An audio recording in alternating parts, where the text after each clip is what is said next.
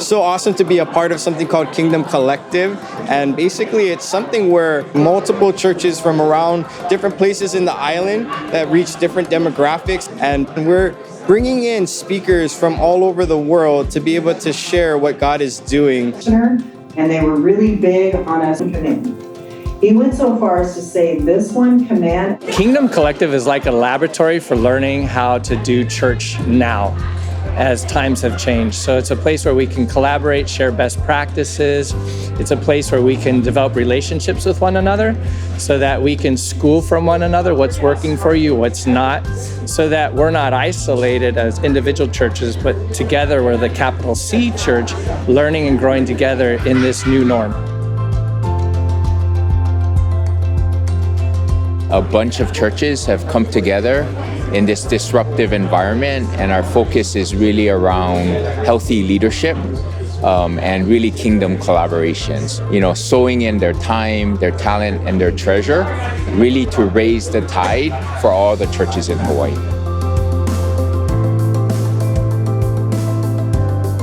I think the fellowship first is like the most important thing. I think just being together, talking and reconnecting, but then equipping us for a very different season of ministry ahead. It's not going to go back to the way things were before.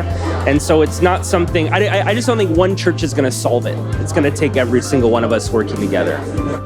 I'm super appreciative of this. I think we learned a lot through COVID, and one thing that we really learned, at least our church, but I think every church realized, we really don't work together at all as churches, and we really should. And so there was a lot of things missing from the old way, and one of them was this, basically.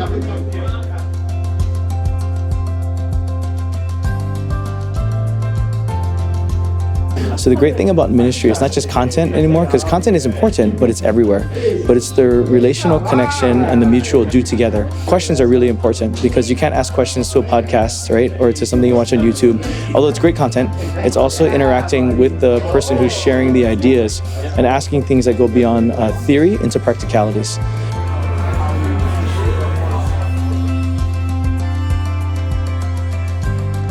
You know, there's been, I think, just a lot of spiritual warfare. There's just been a lot of challenges and obstacles, just because in this busy time, it's so easy for us to default to what's urgent versus what's important.